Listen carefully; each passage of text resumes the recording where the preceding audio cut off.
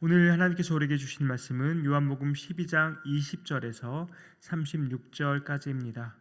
요한복음 12장 20절에서 36절까지 찾으셔서 교독하겠습니다. 제가 먼저 20절 봉독합니다. 명절에 예배하러 올라온 사람 중에 헬라인 몇이 있는데 그들이 갈릴리 베세다 사람 빌립에게 가서 청하여 이르되 선생이여 우리가 예수를 배웁고자 하나이다 하니 빌립이 안드레에게 가서 말하고 안드레와 빌립이 예수께 가서 여쭈니 예수께서 대답하여 이르시되 인자가 영광을 얻을 때가 왔도다. 내가 진실로 진실로 너희에게 이르노니 한 알의 밀이 땅에 떨어져 죽지 아니하면 한 알 그대로 있고 죽으면 많은 열매를 맺느니라.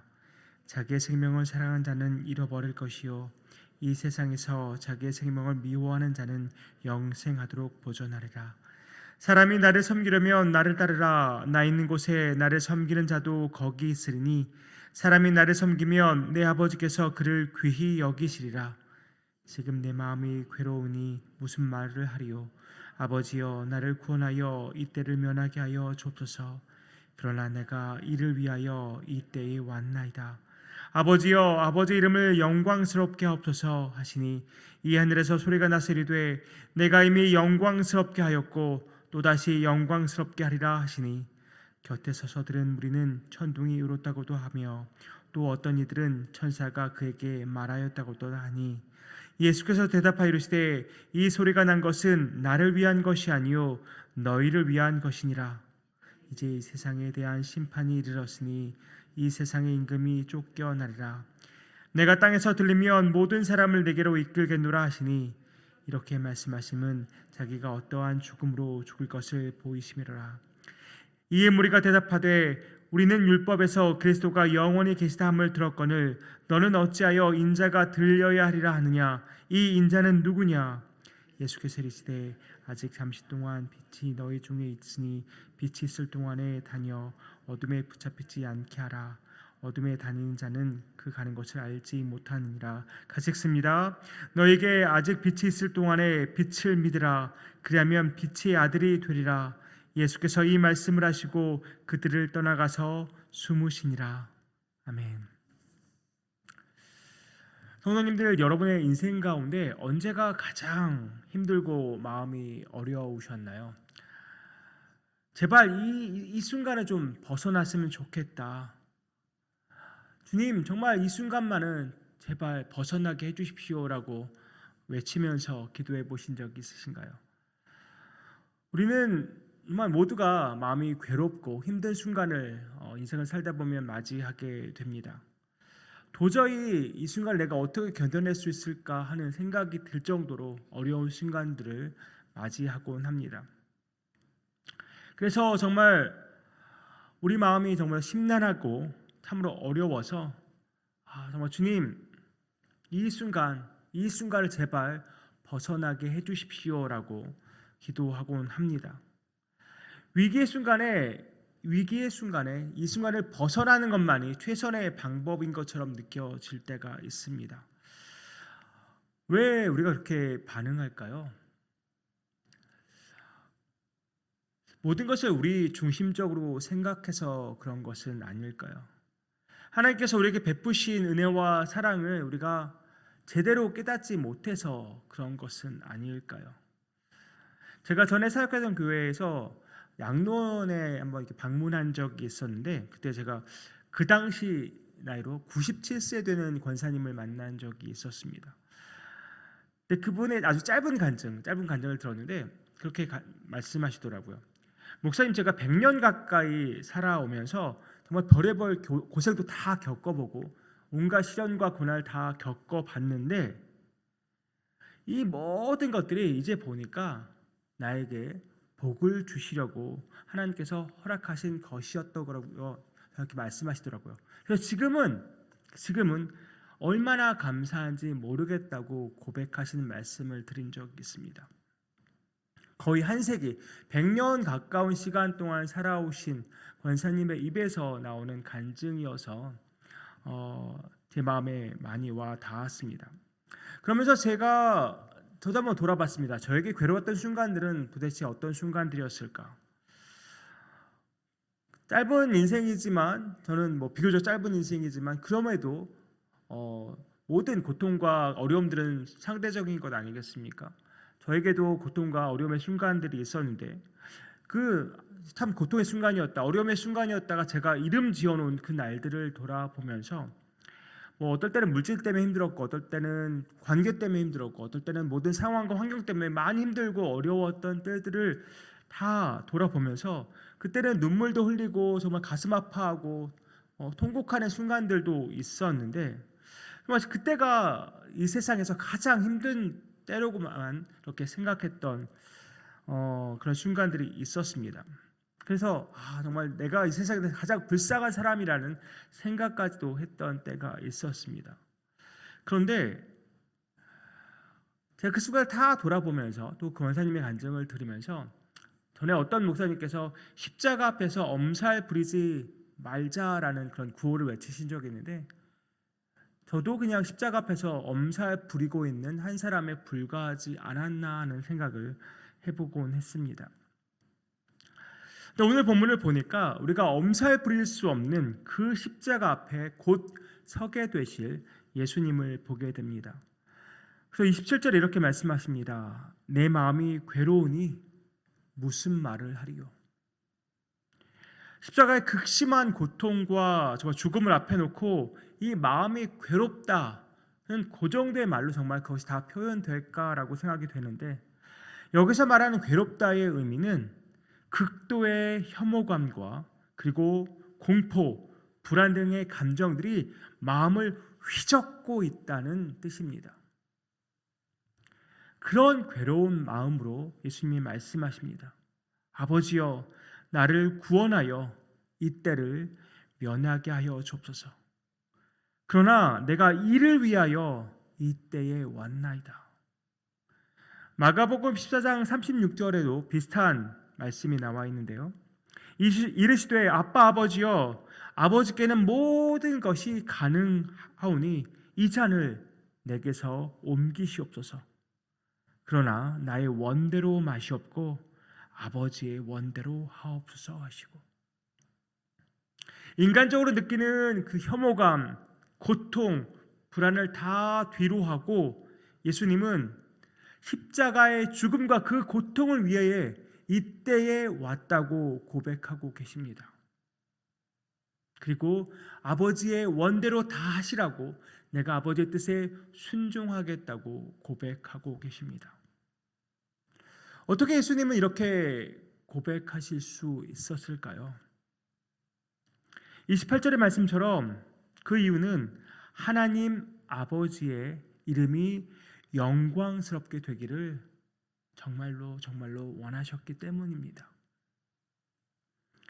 십자가의 고통과 죽음을 통해서 하나님의 이름이 영광스럽게 된다면 참아낼 수 있다는 것입니다.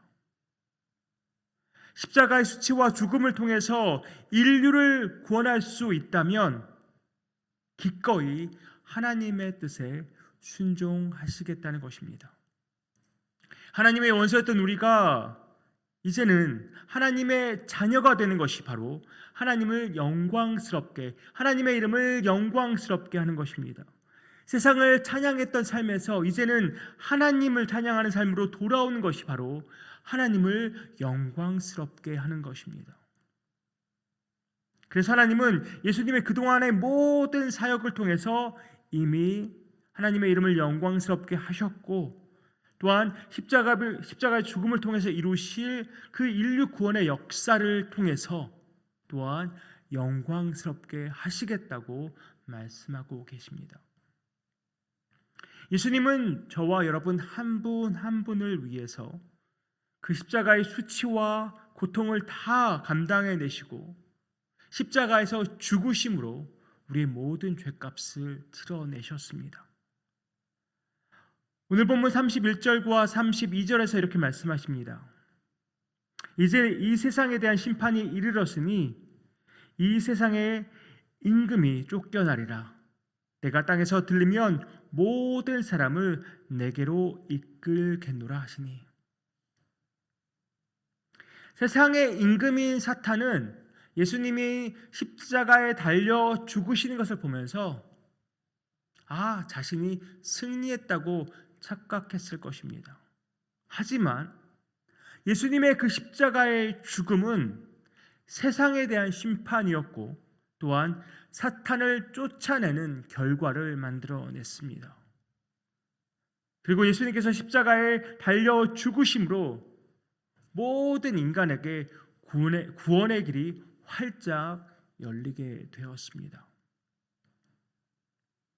무가치한 우리를 위해서, 죄 많은 우리를 위해서, 죽어 마땅한 우리를 위해서 예수님은 그렇게 십자가에 달려 죽으셔야만 했습니다.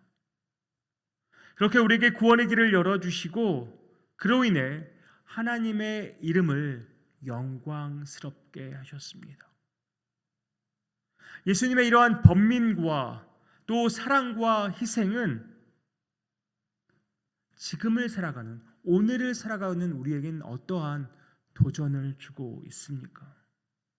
35절과 36절 이렇게 말씀합니다. 예수께서 이르시되 아직 잠시 동안 빛이 너희 중에 있으니 빛이 있을 동안에 다녀 어둠에 붙잡히지 않게 하라. 어둠에 다니는 자는 그 가는 곳을 알지 못하느니라. 너에게 아직 빛이 있을 동안에 빛을 믿으라. 그리하면 빛의 아들이 되리라. 예수님은 세상의 빛이십니다. 그 빛을 믿으면 우리는 빛의 아들들이 되는 것입니다. 우리 모두는 이 진리를 너무나도 잘 알고 있죠. 예수님이 빛이시고 또 우리는 빛의 자녀라는 사실을 너무나도 잘 알고 있습니다. 그래서 그 진리 안에서 우리는 주의 은혜 가운데 살아가고 있습니다. 그러면 우리는 이 땅에서 주의 은혜 가운데 안락한 삶을 살기만 하면 되는 것일까요? 구원 받았으니까 천국 가는 날만을 기다리면서 편안한 삶을 살면 되는 것일까요?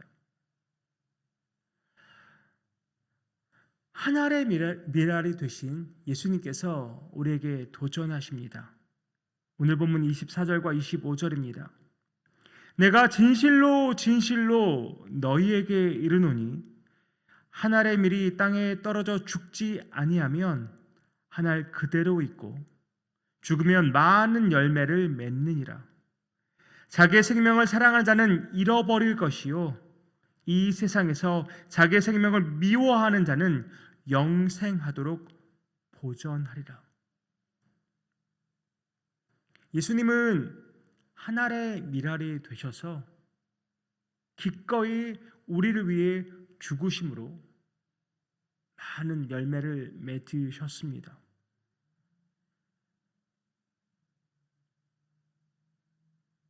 그런데 예수님이 지금 우리에게 도전하십니다. 그냥 내 위주로, 내 가족 위주로 살고 있는 우리에게 예수님이 너희도 한 알의 밀알이 되라고 도전하십니다. 나의 생명을 사랑하는 자, 다시 말해서 나의 성공과 안락을 최우선순위에 놓지 말라고 예수님이 말씀하고 계신 것입니다. 너희 자신을 사랑하지 말라는 말은 너희 자신의 성공과 안락을 너의 인생의 최우선순위에 놓고 살지 말라는 말입니다. 오히려 예수님께서 자기 생명을 미워하라고 하십니다.